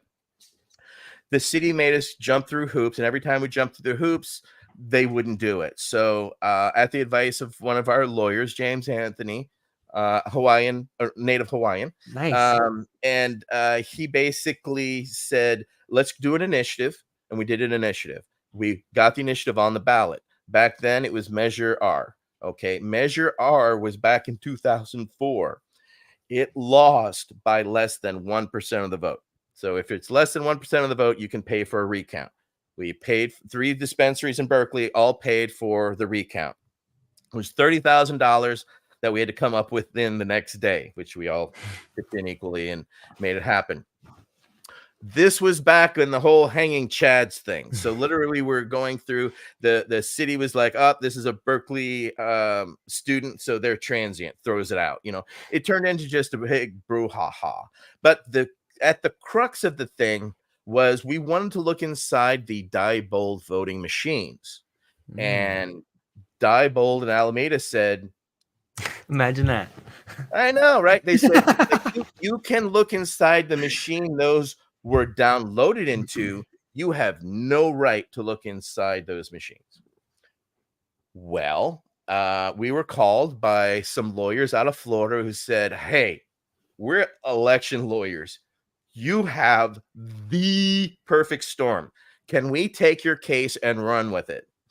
Lawyers pro bono taking case. Ta-da! Go for it.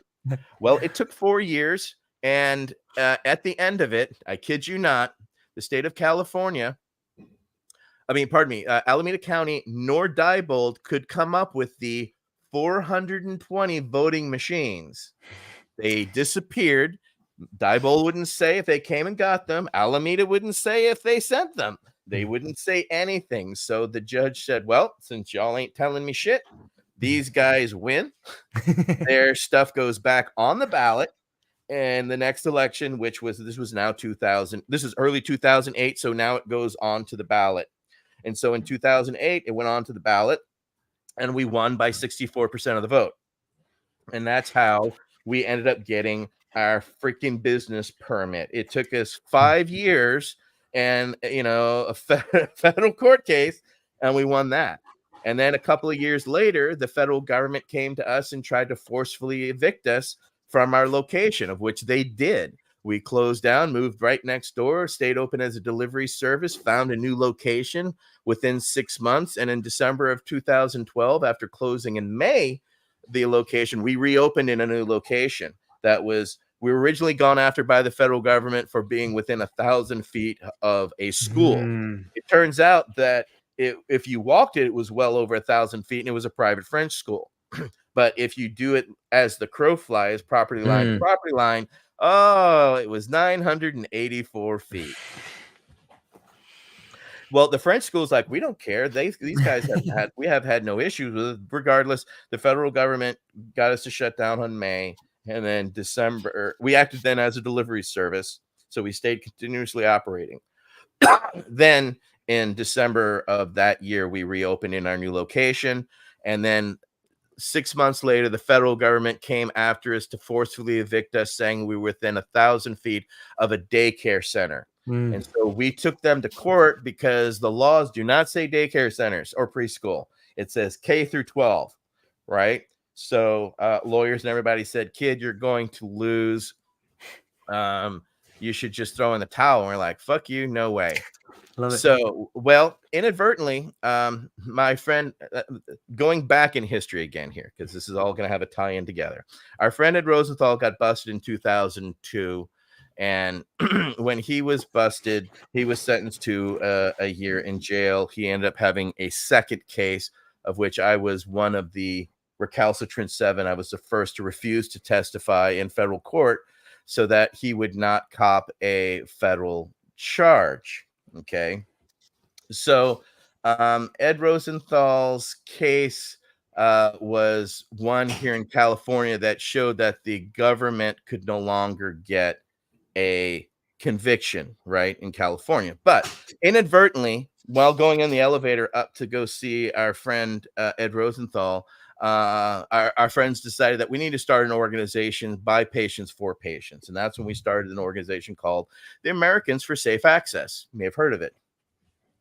And we wanted a cannabis specific patient organization. And out of that, they created a law called, well, back then it was the Rohrabacher Amendment, right? It failed 8 different times. But what the Rohrabacher FAR, now the Blumenauer FAR Amendment, basically stated that the federal government could not spend taxpayers' money going into states where there's legal medical cannabis and prosecute people. Well, that finally passed, right? And inadvertently, by the time my case came around, and in 20, they started in 2012 and 2016.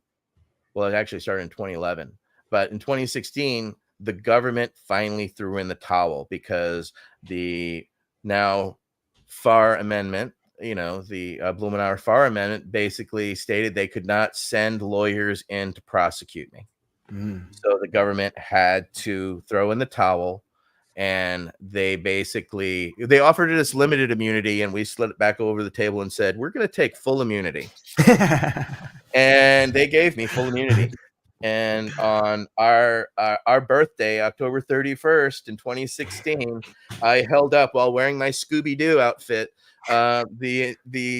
my full immunity and the dropping of the case by the federal government. So inadvertently, by decades plus earlier, planting the tree of American for Safe Access, years later, the shade of that tree would protect me.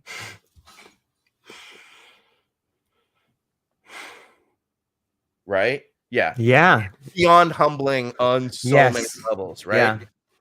So it shows you to, if you do the right things, they can sometimes turn out the right way. And all my lawyers told me we would lose the case, and we ended up winning because of that. And yeah, trust me, mind blown. And that was lots of lawyers, lots of money. And fortunately, the government allowed us to stay open. Otherwise, we would have lost the ability to pay our lawyers to do so. So, we've been at the forefront. So when the law changed for the Diebold situation for our business permit, we inadvertently won the right for every American to look inside every voting machine forever. That's our employees, Mike Goodbar and Donald Tolbert, rest in peace, were the plaintiffs who won that case for you and every American. So you have the right to look inside every voting machine just because a couple of fucking pot dealers just wanted their goddamn business permit legally. How you like them apples? Oh, I love them. They sound like green apples to me. Oh, it's tasty. It's the tastiest fruit you'll ever bite into, my friend. There's nothing like victory at the federal level because you've now set precedents for other Americans forever. When we beat them at this case, guess what? They're not going into these other states and doing the same thing.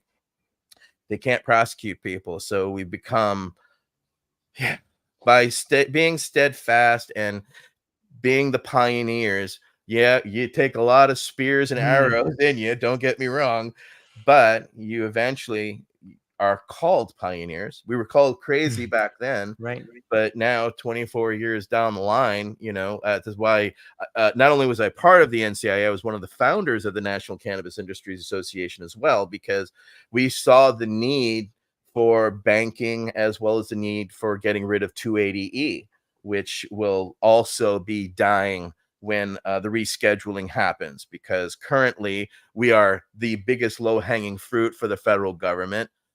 They make nearly $5 billion a year off of 280E. 5B, that's with a B, people, billion. Okay. So, I mean, myself, I've been hit for, multiple $1 million, which I'm still in the settlement phase of currently.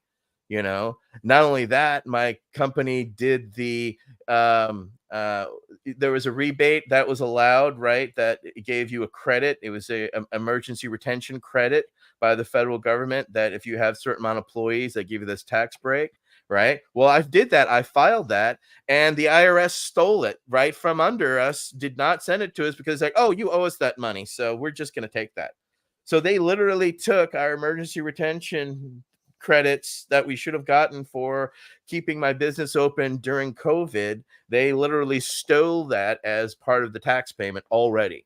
So that happened to me, just a couple months ago. So the unfortunately, the indignities are going to continue. I am caught in the last swing of the dragon's tail while it dies, and I'm in the offer and compromise and settlement phase right now, and hopefully they'll accept my offer. And because 280E is about to die, they know that, I know that, the writing is on the wall, because once it's out of Schedule 1, it's no longer on our dispensary's head. And unfortunately, it's a very huge sort of Damocles up there that is all over every dispensary, and almost every dispensary has to do and deal with their taxes around the 280E. And so, quick lesson for those who don't know what 280E is: it was a tax. Basically, it's a tax of 70+% that the government instills on Schedule 1 drug dealers, etc. It happened in the 80s. A drug dealer wrote off his cocaine empire by his airplane, his pilot's flight time, all that stuff, right? Pissed off some senator, and they created this 280E tax thing. And unfortunately, they have used this against every dispensary to tax us over 70%. And it goes back years, right? They hit me back in 2016, 2017, a couple years ago. Well, they found 2016, they found something that led to 2017, so they decided to gouge me for 2017 too. So I'm not the only dispensary. Almost everyone has gone through it, and it's part of, being a leader in this. You get it all. And of course, it just inadvertently, I got hit with 280E 1 year and 1 day after beating the federal government. You know what I'm saying? So, they have ways of making you suffer when you tread upon them after they've tried to successfully heal you out, and they realize that you're a cockroach that won't die. Then they try to throw every raid and poison at you. And unfortunately for them, it's not working. We're still here. We're going to continue to do what we do, because we're by patients, for patients. So we have a lot of patience. Well played. It's fascinating. I love the fighting spirit, and I think that on some level, it's something that was ingrained in so many of us when we were young. Like, you stand up for what's right, and if it's not, Right. you fight for it. And Right. because it's the right thing to do. Right. My mom actually was my example. My brother was born without eyeballs, very blind and autistic. And the state of Louisiana was supposed to pay for travel from the child's house to the state school, which is in Baton Rouge. Well, that was a 3.5-hour drive each way for us, where we lived in rural Louisiana. You have to go through all these small 10-mile-per-hour towns across bayous, because we live south of Baton Rouge. So it's all bridges and stuff all the way into Baton Rouge. So in 1978, my mom decided to sue the state of Louisiana. She also started an organization called the American Council for Blind Parents. There was no organization for, hi, you just had a child that was born blind. There was no clearinghouse of information. There was no one to call, like it, lump it. That's how it was. So she started this organization, and it quickly grew to within 40 countries in every state within a year, right? Because blindness, unfortunately, is everywhere. And we got invited to the 2 different blind conventions. There's a Republican and a Democrat. So there's the American Council for the Blind and the other one, Democratic Council for the Blind, or something like that. So there were multiple factions. So we found ourselves going to conventions every year, multiple ones, because blindness is so inherent. My mom's organization was really getting things going, but people were also fascinated by the case that she had against the state of Louisiana, because the state of Louisiana was basically refusing to fund it at the budget level. So it was never funded. And so we received death threats, all kinds of nasty phone calls. that I would pick up and traumatize me at a very early age, of people saying, insert how they're going to kill my mother and my brother, and for, going against the state. And yeah, and what we also found is that all the parents and relatives of the schools of the deaf and the blind, who happen to be right next to each other, were quite strong and built a coalition. And over time, we won the case. My mom's case won. And by the time I was a junior in high school, she started this when I was in grade school. The bus came to the end of the cul-de-sac that we lived on out in sugarcane country, and every kid who is deaf or blind now had access. So my mom was my example that you have to fight for what you need, right? She could not deal with 3.5 hours. You have to understand, school for the deaf and school for the blind is during the week. So on a Friday, you go pick up your kid for the weekend. So on a Friday, you have to drive 3.5 hours up and then 3.5 hours back. Sunday, you got to drive him back to school to be in his dorm. So that's 3.5 hours up, 3.5 hours back. That's 14 hours of your weekend gone, right? That's just transporting child to and from. So early memories of me doing my homework in the car, getting to the, Lafayette, and then going to Mr. Gaddy's Pizza, and then, falling asleep on the way home, that was normal childhood for me, right? Whereas now it's no longer a thought for many people, because my mom made the sacrifice, took it on the chin, did what was right for the greater good. And yeah, it was a slog through the swamp, but she won. So it taught me that, you have to fight for what you want and what you believe for. Even if you think it should be right and everybody else should be right, it doesn't mean it's going to happen. And Yeah. so that example was, further instilled in me in the military, where they taught me how to fight, but they never taught me how to stop fighting, right? So it became very instilled early to fight for what was right. And then I found my category, which was cannabis, and I fought with it for every inch of my freedom and have won my existence out of it. So, determination, sticking to your beliefs, even when everyone doubts you, is sometimes the price you have to make to be here. That's man, that's one of the most inspirational quotes I've heard. Thank you for that. I wish more people, and you know what? I think when people do it, like hearing your story today and hearing other people's story who have fought and stood against the odds and become a better person, not only for themselves, but for so many people behind them. Like that's the pebble in the pond, and it radiates outwards, and more people can then hear that story and hold that story close to their heart and become part of the story in a way. It's contagious, I think. Oh, changing history is quite addictive. Once you've done it, you enjoy doing it, and that's why we lobby. One of the things the VAC is doing is we're not only lobbying at the federal level for access, we're currently working at the United Nations. We're working on adult legal access by 2029, so people will stop being executed for cannabis. Multiple people were executed in Singapore this year and didn't even touch the fucking plant. So I've been under the mentorship of Michael Crowitz, who has been at the UN since '97, when he told Jack Carrera and Dennis, "I'm off to find out what we can do for the movement." And he is an Air Force veteran and one of our people in the Veterans Action Council, and he has guided us and educated us as we work for the past 3 years at the UN. So we do side events, because we have people like, if you've ever heard of a gentleman by the name of Kevin Sabet, he is a massive prohibitionist, and he started off originally as a speechwriter for Obama. And then he basically got into the Office of National Drug Control Policy and has been a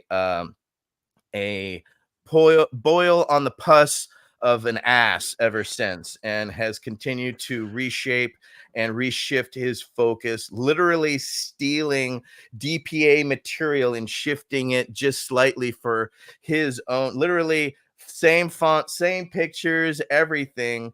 And the problem is that this gentleman is being heard basically solo at the UN level, and countries like China, Indonesia, Pakistan, Singapore, who want to continue to execute people, China, etc., all are using his talking points. So we're having side events, which are educational events at the UN in between sessions, where we're actually educating them on the positives of cannabis.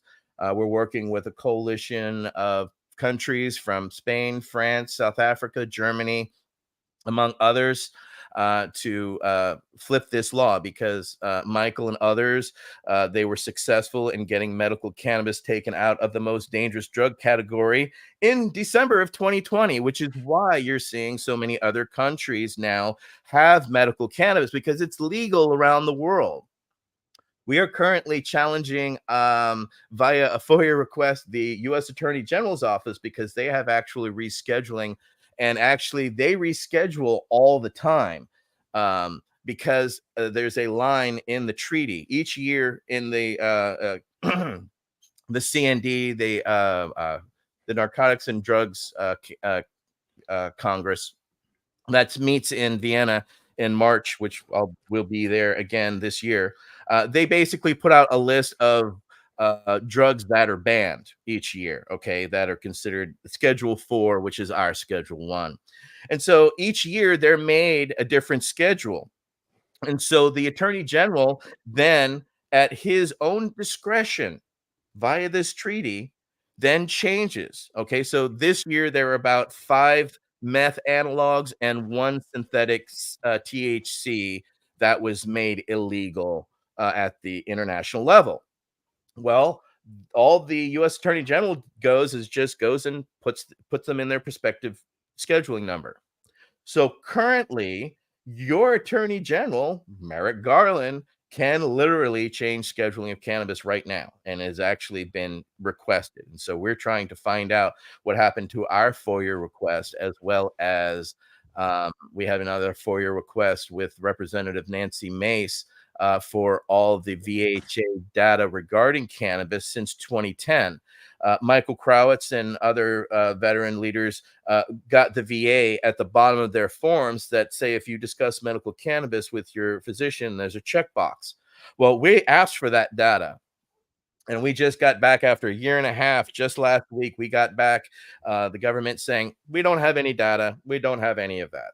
So right now, we're about to spearhead a new head up their ass campaign. We're going to really use Representative Mace and other experts to now petition and ask what has happened to this data. Why don't we have it? Why did we ask for this data? Is because we started, as VA people, we started to see data coming out about cannabis, and we're like, well, there must be data points somewhere. Okay, well, give us the data points. We've got no data. Well, how do you have data points coming out but no data? Stay tuned, people. This one's going to be fun, as well as in hopefully in 2029 we'll make it legal worldwide. And check back with me. Well, check back in April, and I'll let you know. Can let you know what happened on the ground there, because we'll be there in Vienna for the week of the CND. Specifically, the dates haven't been released yet. We'll probably get those dates in December, when we meet with the Justice Department and others, when they'll kind of give us what they're going to be speaking out and toward.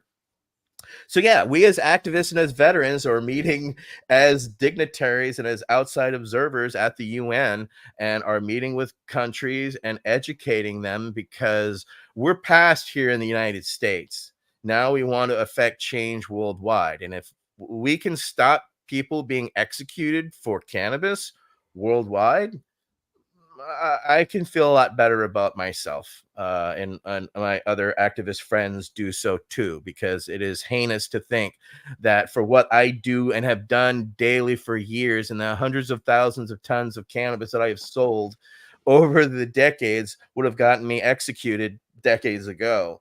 and I don't want people to ever have to continue to deal with that, which unfortunately people still are. And next year it's gonna still happen, and the next year after that it's gonna still happen, and hopefully the year after that it's gonna stop. So we're gonna work on that. So yeah, it's not easy. But we're driven as activists. I was given 5 years to live back in 1991, but because of the wasting syndrome, they didn't know I had. They just didn't see me living, and so ever since then, every day is kind of gravy, right? Once you survive battle, every day is gravy.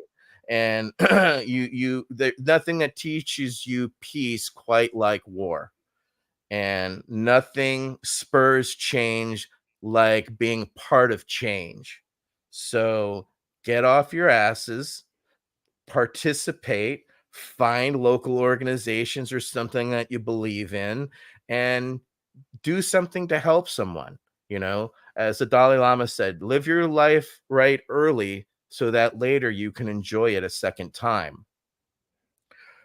24 years ago, they were calling us crazy. You're going to get arrested. The lawyers said, don't document anything, all that other stuff that we ignored them and said, no, we're going to show people that we're doing it the right way, and that we were trying to do it the right way, that we're not trying to smuggle money, that we're doing everything above board. And look what can happen. Change can happen. It started off when I got into this, there were no legal states, there was no medical states, and now there's 40 plus medical states and 20 plus recreational states. So it went from it's never going to happen in your lifetime, kid, is what they told me in 1992, 93, to when's it coming to my state? When's it going to be federally legal? And now when is it going to be internationally legal? Well, stay tuned. Hopefully by 2029, if not by 2034, because it's an every 5-year kind of process at the UN level.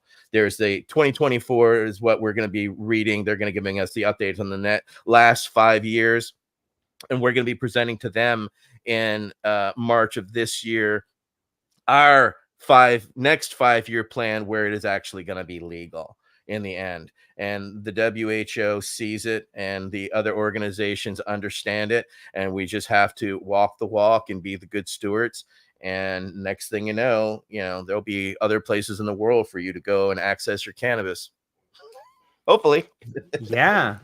It brings to the question. I talk to a lot of people in the world of psychedelics, especially psilocybin, and it seems that cannabis has sort of paved the way for psilocybin in a lot of the states that are now finding ways to use it for PTSD. And I'm just wondering, with all your background, what are your thoughts on some of the parallels between the two industries? And are they going to face the same challenges, or are they different animals, or what do you think? Medical is always going to be its own animal because there always there's an expectation of a medical product or program that has to be of a higher ethical standard. End of story. It has to be pure. It has to be tested. It has to be what it is. It can't not be what it isn't, right? So those are crucial pieces of the puzzle that have to always be in place. Also, the availability for people to use it in hospitals, availability for people to, in the future, to have nursing homes where you can have holistic places for you to pass by being able to use psychedelics as well as, cannabis as well. We found in the veteran community that cannabis is quite the palliative. Superb as a palliative. Okay. However, if we want to get to the deeper parts of our healing, psychedelics are key to it. Okay. And I have found that out. I've done more than 100 acid trips myself, and as well as I enjoy psychedelic mushrooms every 6 months to help stave away the chronic depression that comes with the various realities of living in this existence. Not to mention the added traumas that I have had and experienced from pre-war to during war to being in the drug war. I've taken more hits in the drug war and been in more federal cases in the drug war than I ever prior. So those are all stresses and stressors that Fortunately, cannabis has helped and assisted me in, lowering my blood pressure, keeping me more than anything able to sleep. Right. Yeah. That is one of the most important things. I watched a friend of mine go through a federal case, and he wasn't allowed cannabis and he couldn't sleep. And the lack of sleep literally drove him insane. And the main thing that I had during my federal cases is I had access to good cannabis, and I kept a consistent regime. So I go to sleep at a certain time and I wake up at a certain time and do the things that I need to do. And by keeping those and having solid sleep beyond the most important thing, and cannabis and others help and assist that.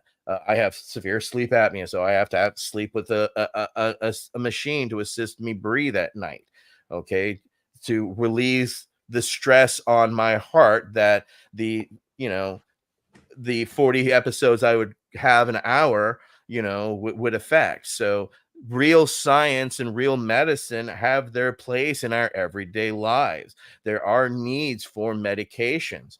However, oh, hello, who are you? That's my cat, Chairman Meow.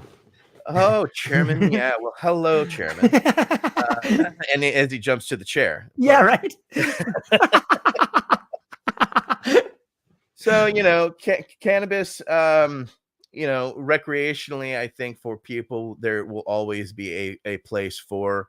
And I think that, as Dennis Perone said, all cannabis use is medicinal, because as people find out the stresses of reality and they're using it to relax, well, that's medical. That is really, it goes past the psychological there. Which is also very helpful on top of that, because that's what I found is what cannabis helped me deal with the stress. Much as it didn't allow my mind to keep recirculating on, it allowed me to get into other things and to breathe into life. And fortunately, I have lots of hobbies and things, so I would embrace those and do things that I love to do. Growing cannabis to and for medical patients was, again, a higher purpose. And so what we have found for us in our group and our PTS, our post-traumatic stress, is helping others selflessly inadvertently helps ourselves and relieves our PTS, because now we have a purpose, right? Because part of PTS is we feel lost, we feel without purpose. But by working with others and actively working for change together, because our Veterans Action Council, we're all volunteers, we're all equals. There's no pay, there's no dues. We didn't want money and we didn't want hierarchy. We wanted to be equals. And we found that worked very well for us, because as a buddy check, we realized that we had very strong Rolodexes. So we started working together, and next thing you know, in the past year, we've lobbied Capitol Hill twice, working past the research area. We were asking for a voucher system here in America so that we could subsidize our cannabis access, right? We also want access to our Second Amendment rights, because, not only are we veterans, we are probably some of the most well-trained, know how to respectively handle weapons better than everyone. Needless to say, I've handled everything from, a squirt gun all the way to heavy artillery. It gives you a healthy respect along the way of, arms and what those are. But, as a cannabis patient, currently I can't own a weapon, and so currently we have 2 cases that are before the Supreme Court that within the next 6 months could open it up finally, because there was a previous Supreme Court ruling where they stated that just because you do something illegal, it should not take away your rights, right? Such as, using cannabis should not be a usurper of your Second Amendment rights. So hopefully between those 2 cases, we're going to see some real change come down the pipe, even for, that access. So as we see, and as we get more of these politicians to grab and take these discussions forward, we're also bubbling up and looking at the next round of change we want to see, right? We would love to see the VA growing medical cannabis at VA facilities, using veterans to grow it as part of an actual grow as well as a growth therapy program, right? We would love to see the VFWs and American Legions be converted into cannabis use centers, because currently you can go to all these and buy all the alcohol you want. And you know what? None of us want that. We want to take our dab rigs in there and dab, or smoke a joint and talk to our brothers and sisters. We're now seeing certain ones start to do that in California and in New York and other places. And not only that, we want to turn them into educational centers. So when you get out of the military, hi, here's your 6 clones. We're going to teach you how to grow. Along the lines of a group back in Amsterdam, Positronics. It was a group because, again, cannabis is tolerated, not legal in Amsterdam. So you belong to this private club and you would get this key. And the key opens it up to a warehouse where you would come in, and immediately there's an entirely tiled room for you to cut, manage your clones with racks and everything else. To your left is a mother room for you to actually cut your clones from, right? And then there was also a collective area for hash making. So if you used the sieves, the house got a 10% cut. There were microscopes on hand. There was education, as well as they sold seeds, clones. They had organic restaurant on hand. Not only that, they made their own ballasts and lights, because it was too expensive to import them into Amsterdam. So they would do all this. They mixed their own living mixed soil that they would then bag, because people had to be very discreet in the Netherlands, right? They have to grow in these very private, small areas. There's no large scale grows like we see here in the States and Britain, etc. So the ingenuity of people behind the scenes have helped us understand the potentials, right? We would love to see a veteran coming from trauma and from war, and then take them into growth therapy and have them grow something and bring it to life. And if they're like this cannabis and then they're using it, and now they've found a purpose to take something from, you're no longer killing, you're now bringing it back to life and keeping it and sustaining it. It does more for the up here and for the soul and the spirit than people realize. And we want our brothers and sisters in arms to experience this potentially. So these are things we'd love to see over the horizon, as opposed to these alcohol veteran dark centers turning into these very bright, enlightening, grow, share experiences where people can have and enjoy and not have to worry about drunk driving home, which they expect out of Yeah. every VFW and American Legion currently. Because I can go into any American Legion or VFW, and that Coke machine, that is not Coke, that is not Pepsi, that is not 7-Up in those things. There's all beers, right? So that's the reality that, I grew up with and seeing and knowing. In my rural VFWs, because we would clean them out, and then the kid would put in $1 and hit that Pepsi, and out comes a Miller. Oh, right. So Yeah. the normalization of cannabis will hopefully be the same normalization that alcohol has been over time, and it will be, as the normalization and decriminalization and finally legalization at the federal level opens it up for interstate commerce and larger brands than you realize, right? You asked what Yeah, was coming over it's the fascinating to horizon. me. There you go. I love it, man.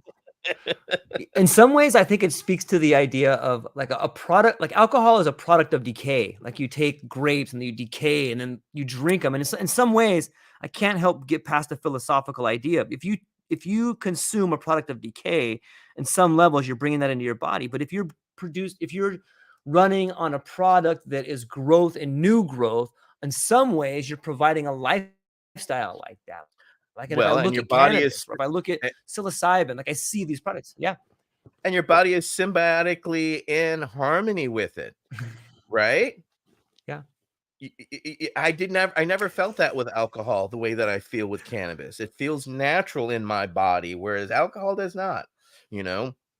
So that's also the endocannabinoid speaking up for us and saying, yes, not only does this work for me, I'm going to put you in homeostasis. Homeostasis, that's what we want to be. When your CB1 receptors and CB2 receptors are properly stimulated, holy shit, you're there, right? So if you realize that less than 1% of the population has a proper saturation of their endocannabinoid system, and if that you're in homeostasis and in health, how unhealthy is our society as a whole? And just imagine if there was homeostasis via this in our society, how the healthcare industry would be Yep. significantly different. The pharmaceutical industry would be completely different. There would be a completely different shift because people would have harmony and wouldn't be sick and wouldn't be debilitated and homebound at areas where they didn't need to be, because of, alcohol turns to sugar, diabetes. Oh shit, Yep. which is a huge problem. I learned a lot about that because I went to a lot of conventions for the blind and I watched people go from their diabetes and go completely blind. I had a woman I used to have a crush on when I was a kid that she used to could see me, and by the end she could no longer.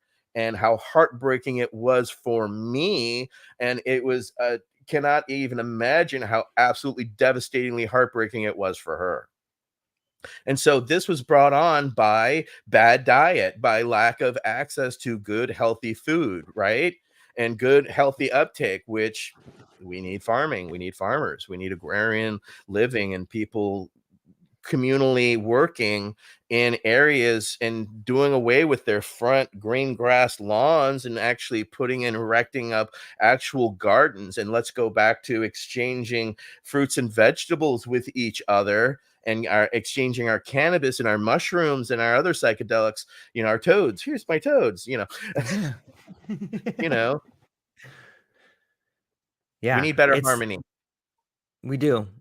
When you look at it from that angle, there's a quote that says something along the lines of, in a society that's sick, the person running away is the only one that's healthy. And when you look at the people that are fighting, it seems like they are the people that have a healthy constitution. Like, this is all wrong. We got to fight this.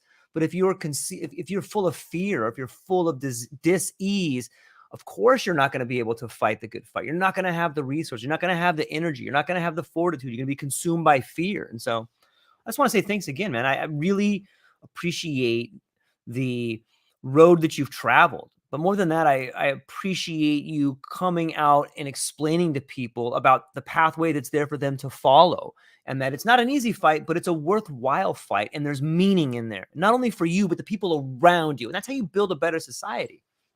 Through community, right? That's Yes. why we charitably donate locally and give locally, because giving nationally doesn't do shit for us locally, but by supporting the local organization that is providing food, or we provide one that's the Berkeley Free Health Clinic. Oh, they're out there providing health care to the underserved, dental checks, giving them, shots and the things that, people are too afraid to go or can't afford to do. So these are worthy people of your donations. These are worthy areas. And when you find that you contribute in your community responds. We had security walking around earlier on in our dispensary, and San Pablo Avenue was world renowned for prostitution.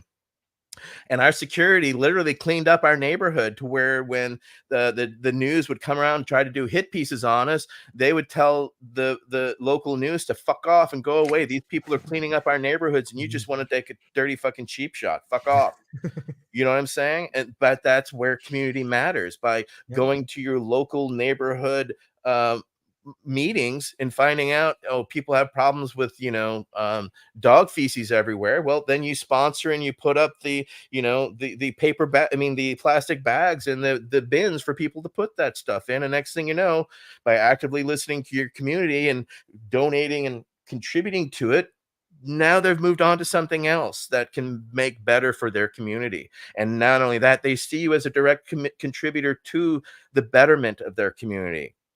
And what more could you better ask for than your neighbors waving at you and saying hello and thanking you? That it's priceless, and something I hope you can all experience, because it's an awesome fucking feeling.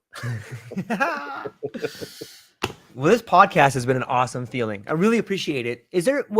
Before I let you go though, where can people find you? What do you have coming up and what are you excited about? Let's see. I can be found. I am on most socials under ATN 420. The letters ATN 420. So I'm on, Threads, Facebook, all that. I can be reached at ATN420 at gmail.com. I'm usually found at Veterans Action Council and, veteransactioncouncil.com. We do discussions, roundtables. So currently, I'm excited for what's coming up in March.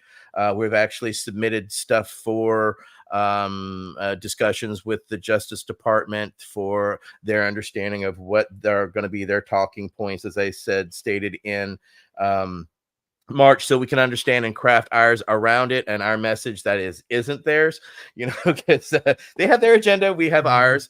So we want to be respectful by knowing the rules before we break them, right? So that's just how it's going to be. Very excited for interstate commerce that's coming down the pike, which I also am very excited for the rescheduling that's going to happen. I wish it were descheduled altogether, but I have to also remind people we didn't lose all our rights at once. We're not going to gain them all back at once. So it's going to be incremental, and change is painful and slow. So contribute, get active, find a local organization within your state that is doing something, and contribute, get active, get involved, and you'll end up with a self-satisfaction that I don't think people won't appreciate, especially your soul. That's so well said. So beautiful. Hang on briefly afterwards. I'm going to talk to you briefly, but to all our friends that hung out with us today, thank you so much for being here. Go down to the show notes, check out the links, and get active, participate, become a better person. The fight starts with you, and you can do it. So that's all we got, ladies and gentlemen. Aloha.